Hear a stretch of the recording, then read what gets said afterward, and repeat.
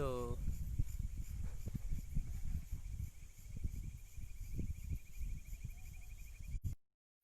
now we are ready to start today's session, Yoga Scholar page.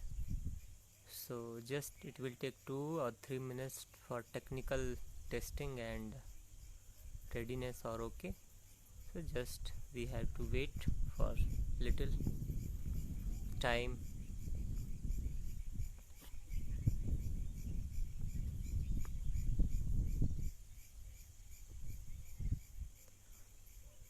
So anybody is watching, so can say hello. So on comment section.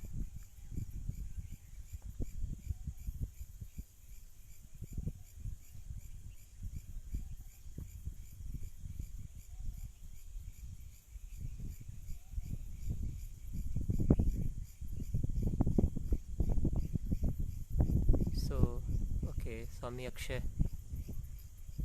Anand ji. Okay, so Akshay Anand ji has already given the clue, so I can start the session. So it is 5:58 is going on. So we can start from after 2 minutes from 6 p.m. So maybe other persons can join also.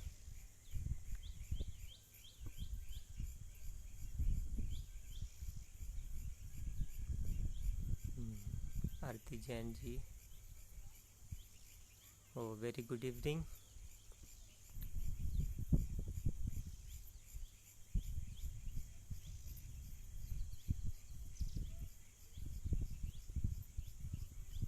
Okay, so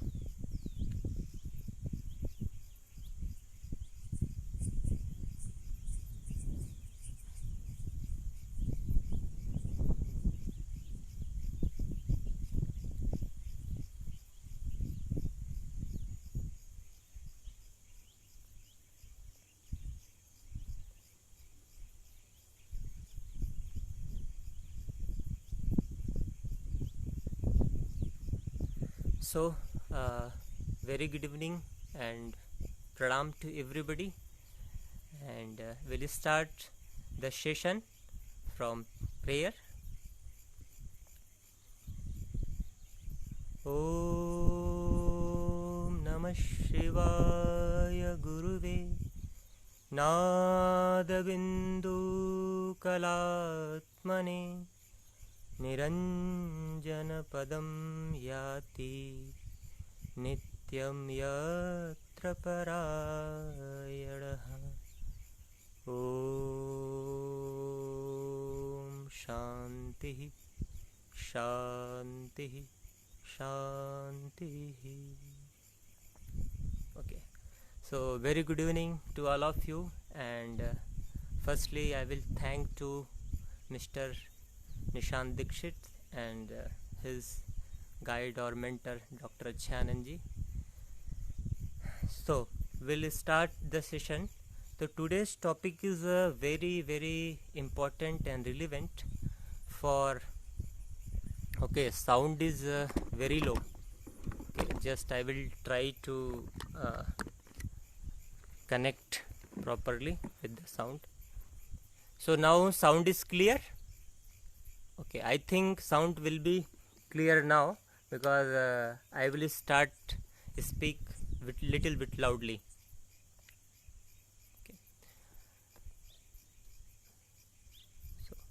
Okay, so today yes. Okay, so today topic is yogic food culture and spiritual evolution. So it is very important to know what is the role of food or diet or food culture in yogic tradition or yogic way. So because when we will start yoga practice, so we have to go from the many stages. So if we will firstly we have to see the tradition and lineage about the yoga, then we will be very clear how the food culture will come in the scene. So there are many schools of yoga: Hatha Yoga, Raj Yoga, Mantra Yoga, Lay Yoga, many different kinds of a school. But if we will go very earlier and very deep in scripture, so we can find two lineages. First lineage comes from Hiranyagarbha, which is described in Bhagavad Gita itself by Sri Krishna, Lord Sri Krishna. Hiranyagarbha, Vaveshwat, Manu, and all this Ichwaku, these all the yogis comes from this lineage. So we can say the Yogeshwara Lord Krishna is the master of this lineage. Second lineage comes from the Adinath, Adiguru, Lord Shiva. So Lord Shiva is Yogeshwar and Lord Krishna is Yogeshwar. So Raj Yoga especially relate in terms of Bhagavad Gita and Patanjali Yoga and many other scriptures, which is somewhere connected to Vedanta philosophy, somewhere connect to abstract philosophy, somewhere connect to philosophical aspect which works on our mind, our emotions, our buddhi, shuddhi, pragya, intelligence, wisdom, all these things. So this is the path of Jnana Yoga. Especially, of course, there is if you will go through the Bhagavad Gita in 17th chapter, there are very deep description about food. Katu, Amla, Lavad. There are 6 tastes: Sattvic, Tamasic, and Rajasic food. There are many things about Raj Yoga in Bhagavad Gita in Hiranyagarbha lineage, Lord Krishna lineage. But when you comes in the lineage in Lord Shiva, even Lord Shiva is a little bit religious, so you can say, or we can say, the Adi Guru, the first yogi and first master, Lord Shiva, is called Yogeshwar. So there are many things about food culture, because whatever we are taking as a food, it is flowing in our body, vessels, nerves as the blood. So blood is very you can say gross level identity. So we can differentiate in two things, sthula and sukshma. So panchabhautik sharira, annamaya kosha is called sthula sharira. When we start from the manomaya kosha, then all things will be very important, because in our Taittiriya Upanishad and Chandogya Upanishad also describe about food. There are 3 parts in the food. First is a gross part. It is called sthula bhaga. So sthul bhag converts in the stool and urine. It's called mala in Ayurveda, in yoga also mala. So sthul part like lipoprotein, acid, and cover of the beans and vegetables, all the outer part of the vegetables, and all these things, especially related to the gross level, it is called sthula. So sthula part of the food converts in the mala, and middle part it is called madhya bhaga. Madhya bhaga it converts in the ras, rakta, mans, med, all these things. So our blood and bone marrows also relates from the middle part of the food. And last part is sukshma bhag, sukshma part, a very subtler part of the food. It is also very related our mind. So our Upanishad and Yogic Upanishad also says that last part of the food is sukshma bhaga, creator of our mind, our intelligence and our wisdom. So whatever food we are taking, it is very important influenced in our mind. So we have to be very aware.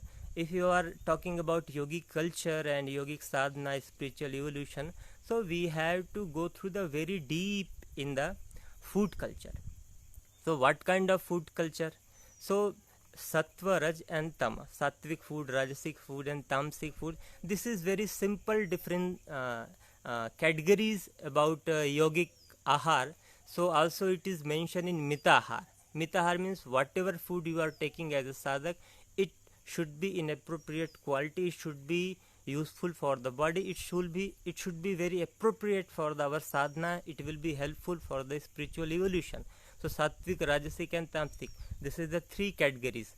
But if you will go very deep in like Saivism, Nath yogis, and all these yogic scriptures, so you will find many things.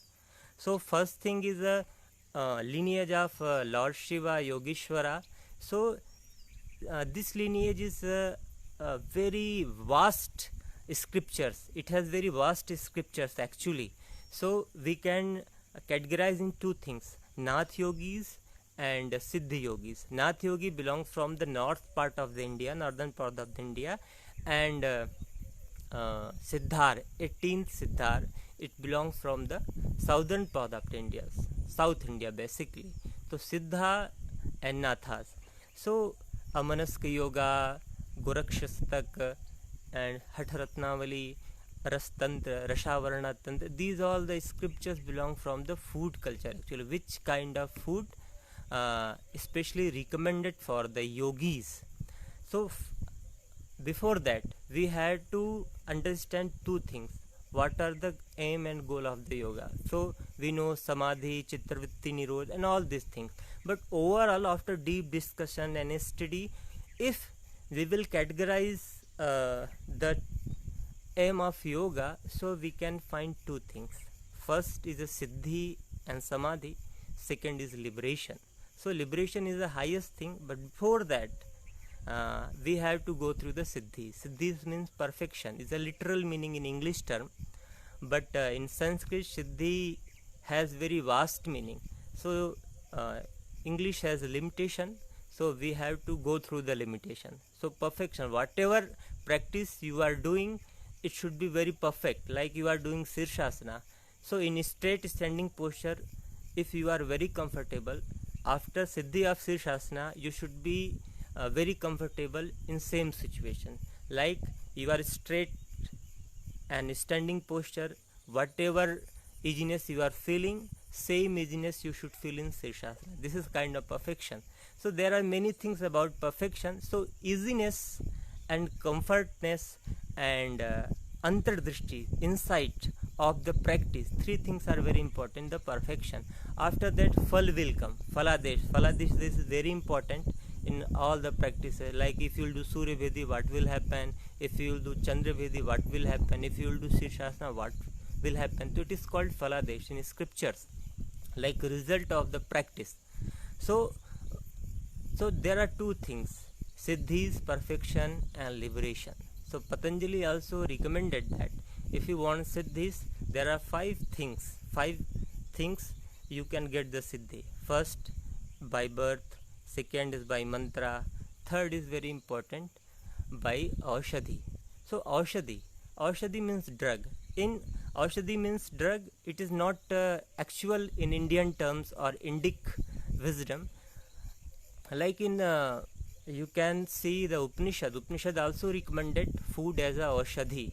So food is also aushadhi. It is not only food is aushadhi. So in yogic culture, if you are taking the food or diet, so first you have to go through the sanskaras, food culturing or bhojya sanskar or bhojan sanskar. So first thing you have to go through the bhojan sanskar or food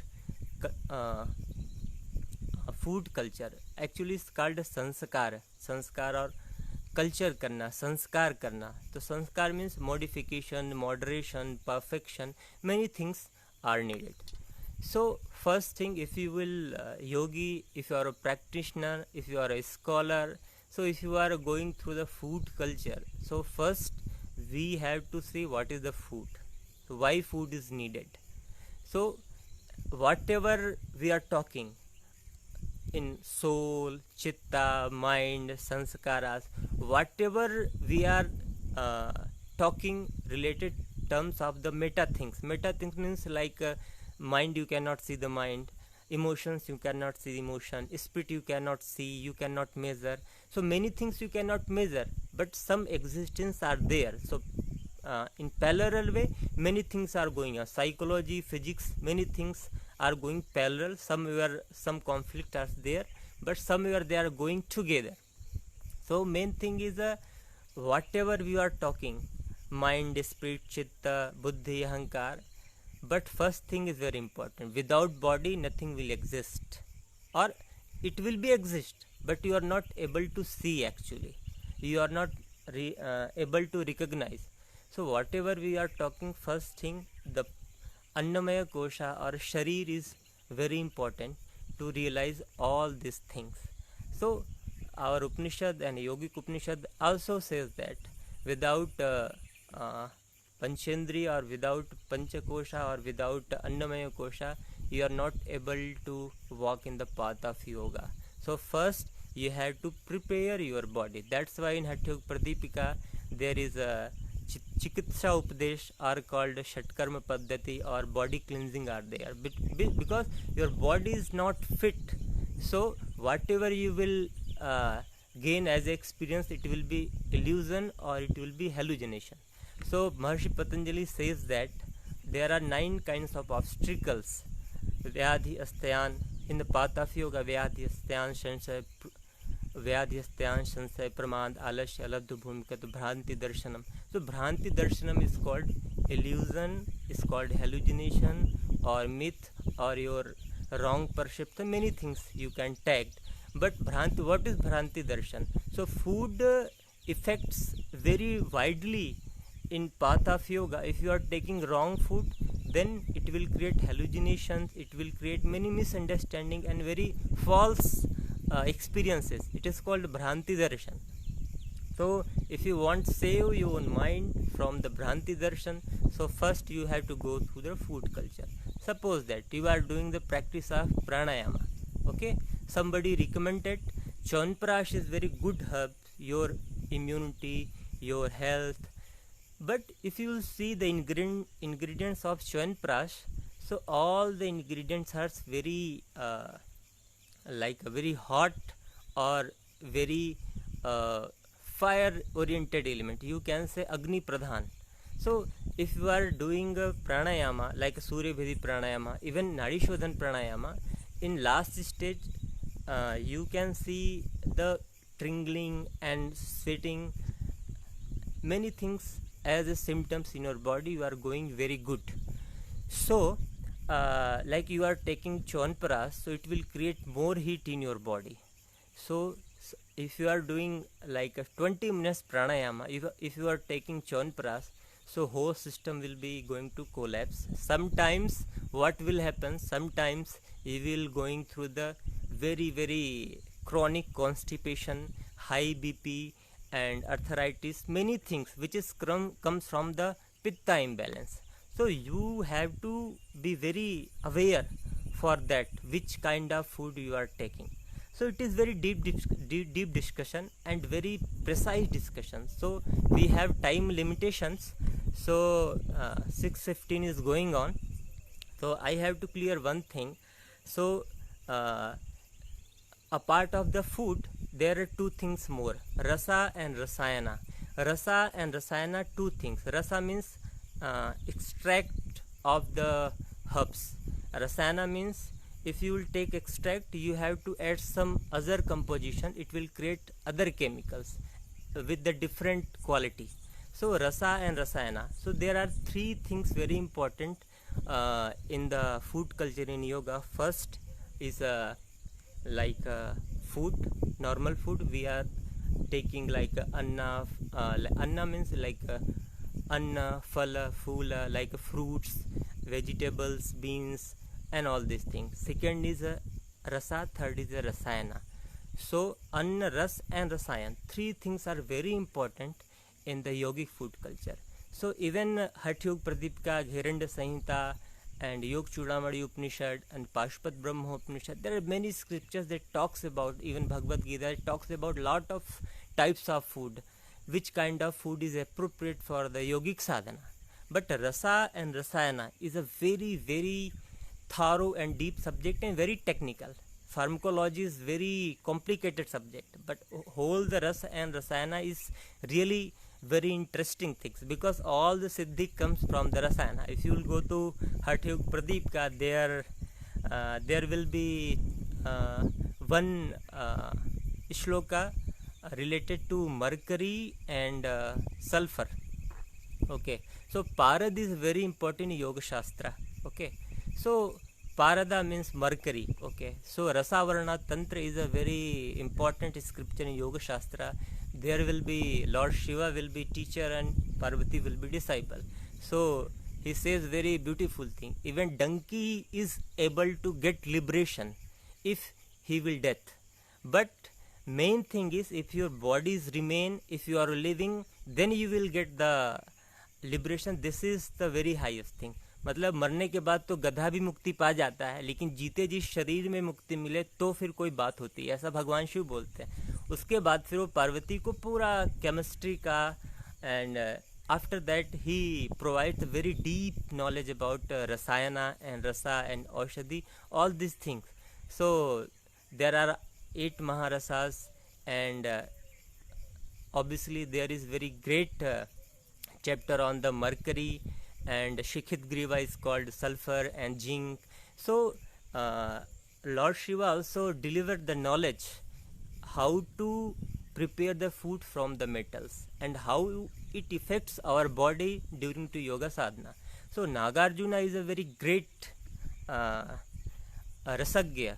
Rasagya means the chemist, and he did 12 years deep austerity in Sri Parvat in South India, and after that he get very beautiful knowledge, tremendous knowledge about Rasavidya, and after that he compiles knowledge, he combine the knowledge about Yoga Shastra and Rasavidya and food culture. So it is only one scripture. There are many kind of scriptures, they give the very deep knowledge, but first thing, these all are from the Gurumukh. So in Indian tradition, in Indic tradition, there are many things how to get the knowledge. So first you can get the knowledge through the tarka, logic. Second, you can get the knowledge through the shastra. Third, you can get the knowledge from the Gurumukh.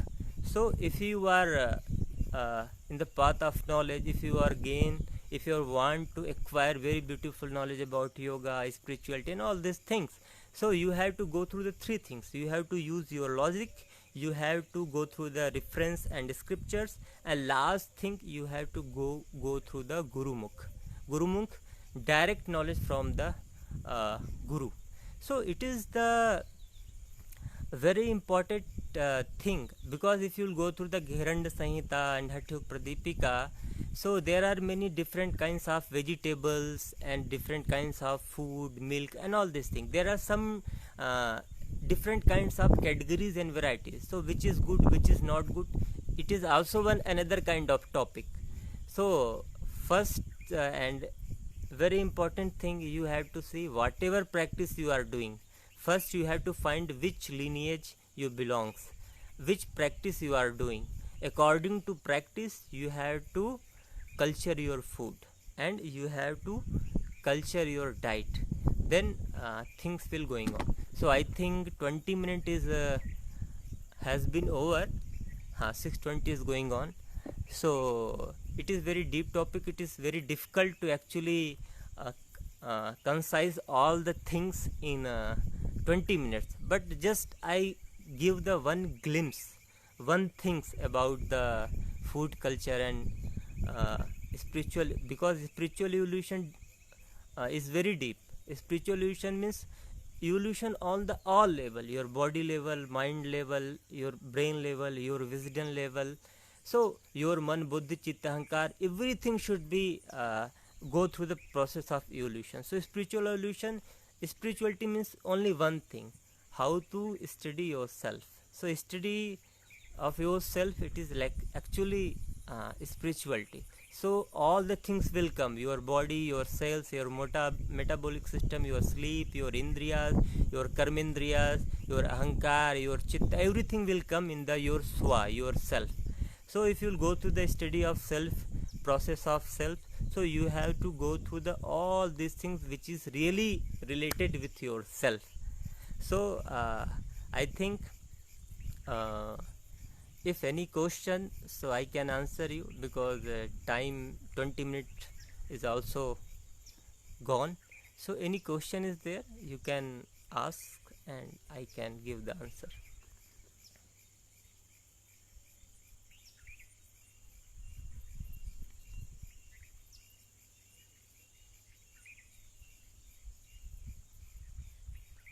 So any question is, so question is not coming. Maybe they are contemplating on the subject, or maybe somewhere they are stuck in the ras and rasayana. So overall, one thing is in yoga shastra, in yoga sadhana, like elementary thing is there, 5 elements, panch mahabhutas. So all the food culture belongs to panch mahabhutas or bhut vidya, or how to purify, rectify your panch mahabhutas, because panch mahabhutas is the base of this pin and whatever pin you are seeing in the backside of me. So nature, existence, and ourself, body, everything is just very related and very interrelated with the Panch Mahabhutas. So like a Bhut Siddhi or Panch Mahabhutas or Tattva Shuddhi is very important sadhana, practice and concept in Yoga Shastra. So all the food cultures basically belongs to Tattva Shuddhi sadhana and Bhuta Shuddhi. So sometimes if we have time or we have some question, so we can proceed for the also relation with Panch Mahabhutas and our food culture.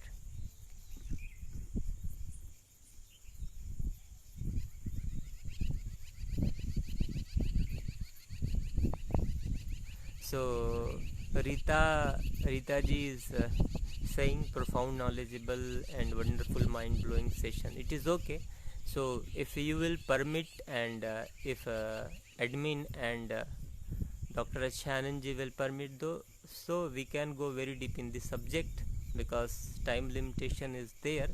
But I will recommend one thing. There are many shastras and scriptures, and based on the shastras and scriptures, if we will try to food culture, maybe some problem will be there. Like there is one book, Nalpak Vidya.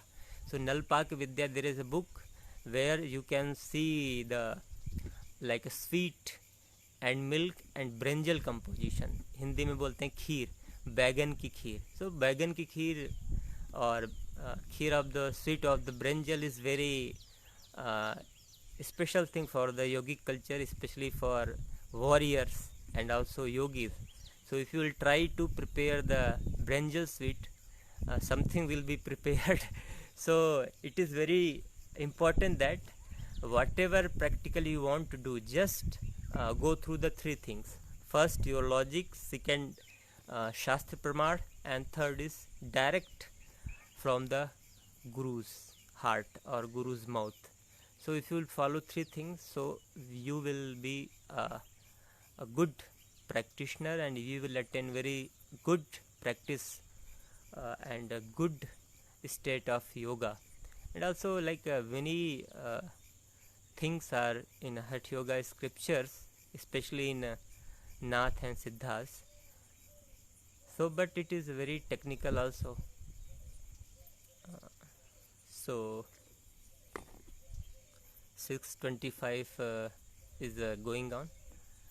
So any questions are there? So in concrete way, in summary, we can see, if you don't know about rasa, rasayana, so you can easily follow the sattvic diet, but also use your logic.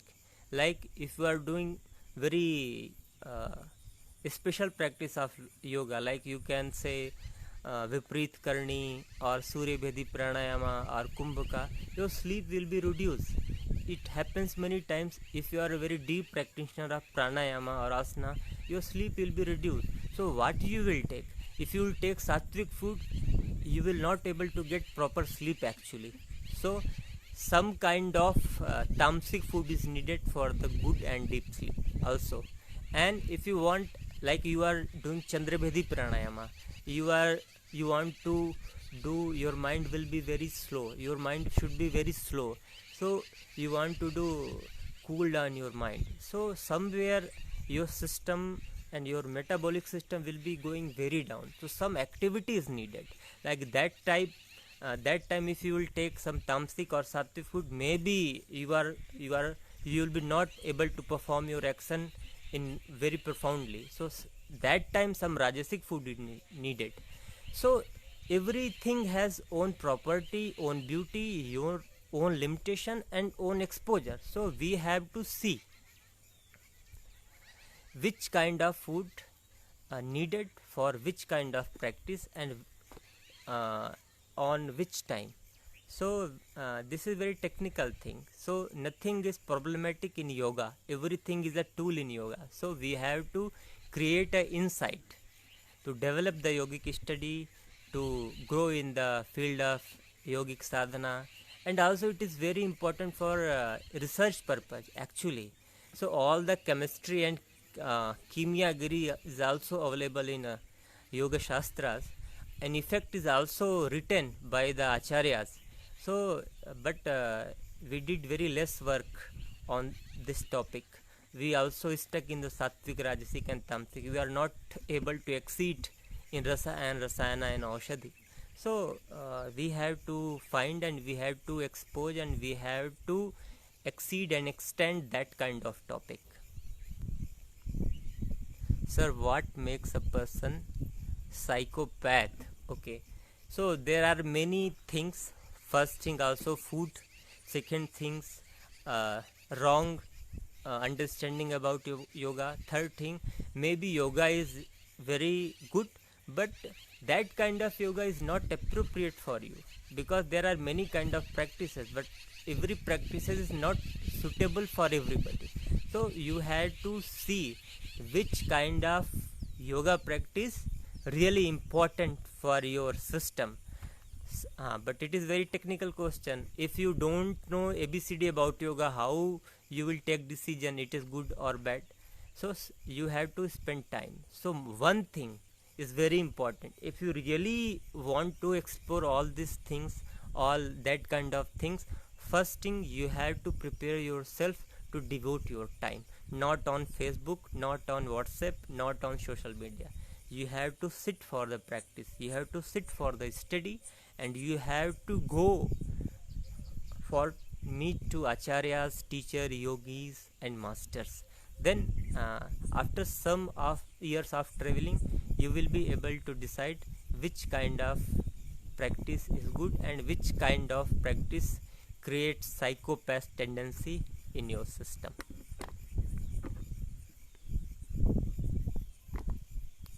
Okay, so 6:30 is going on, so I think our session should be close at this point. Maybe after this talk or after sharing this video, if any question will come, so Nishant ji and other team members can give the answer. So thank you all of you to listening me and enlighten the topic through the Dr. Achanand and others viewers, because whatever I am saying, if you will taking in a good oh Sudhir ji also, Hari Om Sudhir ji, nice to see you here again. So we'll talk after the session because the time has been over. So thanks to all, and thanks to Dr. Akshay, and thanks to dear friend Nishant ji and other viewers. Thank you so much. Om Purnamadah Purnamidam Purnat Purnamudachyate Purnasya Purnamadaya Purnamevavashishyate. Om Shanti Shanti Shanti.